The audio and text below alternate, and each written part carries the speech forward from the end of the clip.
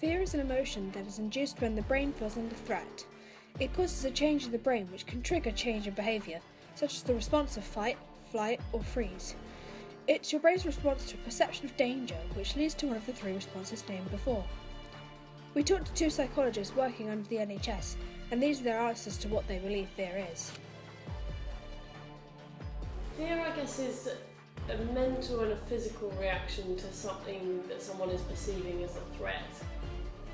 It's a bodily response to prepare ourselves, say through evolutionary terms that will be a predator.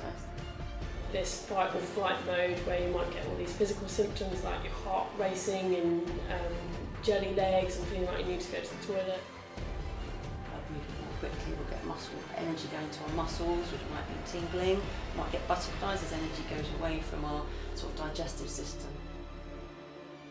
These fears could create irrational ones, which we know today as being phobias. An estimated 10 million people in the UK have phobias, so imagine what the rest of the world's like. A phobia is an extreme fear which can affect anyone regardless of their age, sex and social background.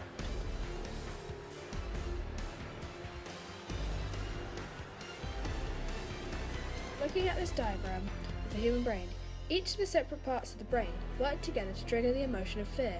Firstly, the thalamus decides where to send the incoming sensory data from the eyes, ears, mouth or skin. It then triggers the sensory cortex which interprets the data sent by the thalamus. Next, the hippocampus stores and retrieves conscious memories and processes sets of stimuli to establish context. The amygdala decodes the emotions and determines if it's a possible threat, which then finally the hypothalamus activates the fight or flight response. Fears, I guess it's caused, well, it's hardwired within us through evolution, so it's something that meant that we have survived, so I guess those of us who didn't have a fear response millions of years ago wouldn't have survived, so it enabled us to to fight or flight from a predator. So it's really important, and it's very hardwired within us, so that's kind of where it's developed, and it's developed throughout time, so it's much more now through evolution become much more social animals, so it's a hardwired sort of social response as well. The response created to make fight or flight happens once the brain has processed the situation. To produce the fight or flight response, the hypothalamus activates two systems: the sympathetic nervous system and the adrenal-cortical system. The sympathetic nervous system uses nerve pathways to initiate reaction in the body, and the adrenal-cortical system uses the bloodstream. When either of these responses occur, it can cause changes in your body. For example, heart rate and blood pressure increases, pupils dilate to let in as much light as possible, muscles tense up, the brain finds it difficult to focus on things. Non-essential systems such as the immune system, digestive system shut down to allow more energy for emergency functions, and smooth muscle relaxes in order to allow more oxygen into the lungs. There are many more bodily behaviours that happen during either response. Using an accurate dramatisation of what may occur when initiating into one of these responses, we have created three for both fight, flight and freeze, using a drama student, Alaric. Fight initiates when your brain perceives the threat as being something you can face, so you stand your ground and fight. Flight occurs when your brain knows the situation will be too dangerous, and so makes you run away. And finally, freeze, which occurs when neither fight or flight will work, so the body essentially plays dead.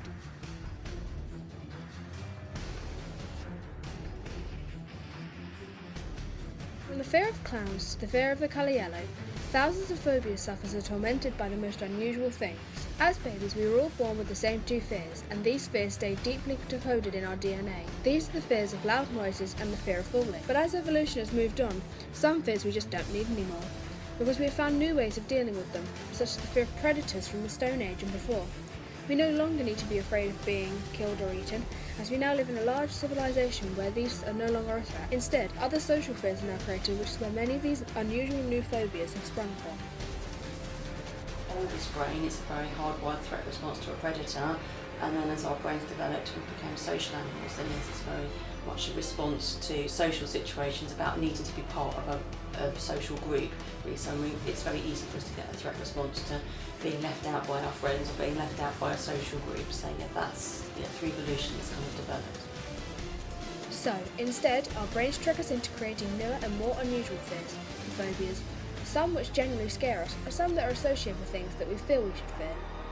From research, these are believed to be the most strangest fears that people say to have, whether rational or irrational.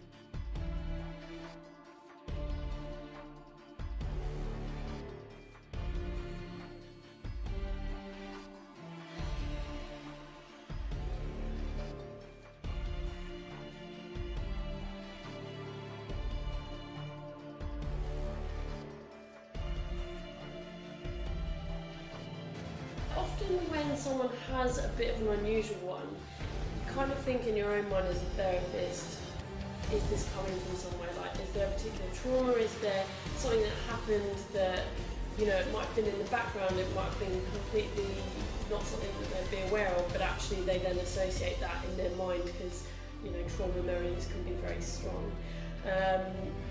So, yeah, I guess kind of you do look, naturally as therapists as well, you look for answers behind things. Sometimes it might be just that people are generally quite anxious about this thing, so there might be pretty much anything that people then, like I had a client who worried about eating too much calcium. So yeah, but then it turned out it was because she was worried about her health getting worse. So sometimes you have to look, there might be the surface fear and then you really have to dig deep into what the big one is.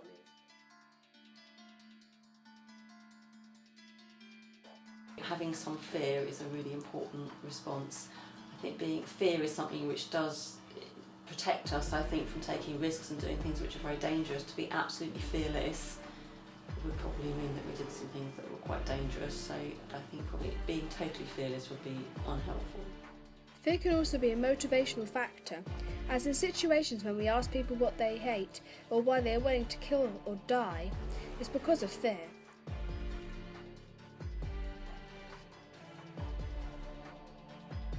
So working with people, generally we'll work using the strongest evidence basis around a therapy technique called cognitive behavioural therapy, which is about understanding people's thoughts, feelings and behaviours in certain situations and looking to see how those might be maintained in themselves.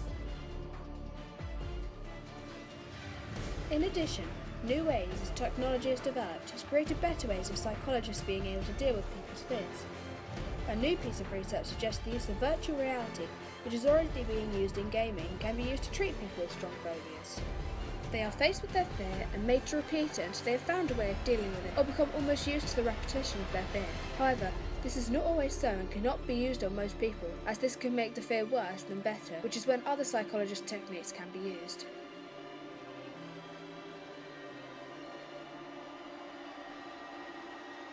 We asked a mixture of people about their fears and what they think about it being a good trait for humans to have. This is what they told us. I have a fear of heights. Just the fact of kind of being up high and feeling like, oh, I'm not secure. What if I fall? It doesn't sound like a very pleasant kind of experience to either fall to your death or so.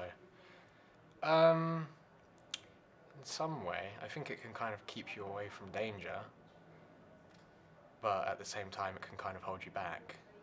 I'm terrified of wasps and bees, more than anything in the world. I know that I got stung when I was younger a few times, and I think from there it's just built up. From an evolutionary standpoint, I think it's brilliant that people are scared of stuff. Like, I know now to not mess with wasps and bees, because if I get stung, you can die and stuff. I think it's brilliant that people are scared of stuff. I think it can help you to better the human race and evolve. I don't have any kind of specific fears like sort of like claustrophobia or something. I don't know if it's fear, but you know, everyone has the fear of not being able to breathe, but you know, I wouldn't say that's a specific fear. I think it's kind of a stop on people doing anything too radical, because if people don't have fear, then they're just like, hey, let's do some bad stuff, and you know, they don't kind of understand the consequences if they haven't got any fear, because obviously if someone has a fear of kind of heights and they wouldn't kind of jump off a building without a parachute or something, then they would do radical stuff that they wouldn't do usually. I have a fear of tornadoes. It doesn't affect my life now, being afraid of tornadoes. It's not like a major phobia, like every day I'm scared that there's going to be a tornado in the town. I think just ever since what happened when I was younger, when there was the tornado in Birmingham and I was outside at the bus stop and everyone was screaming and really scared, I think that kind of like traumatised me a bit. I think fear is good to an extent. I think it keeps us alive because obviously we're scared of doing stupid things or extreme crazy things like jumping off buildings and standing on train tracks, but again I think it can be bad if it takes over someone's life. Being fearful of something every day is really unhealthy and it can be quite damaging. I do have a fear.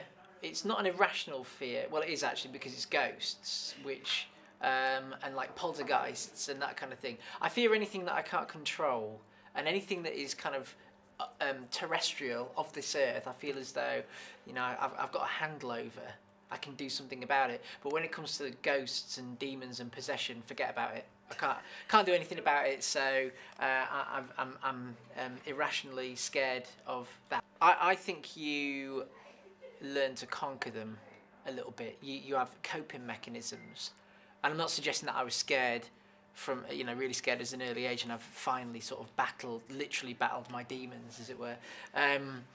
But I think I think you just managed to kind of recognise that most fear is irrational. Yes, I do have a fear, and that fear is of more people in my family dying, because it's happened to me quite a lot before, and it's the scariest thing I can think of, to be honest. I think fear is rational, and I think it's handy as a coping mechanism for people, because fear is one of the most prominent emotions you feel on a day-to-day basis, and I feel without fear more people will make stupid decisions and more people will do things they'd regret. So, we are not alone. We all have fears. They will always be there, or we will outgrow them. They are a part of our lives and will be ever changing.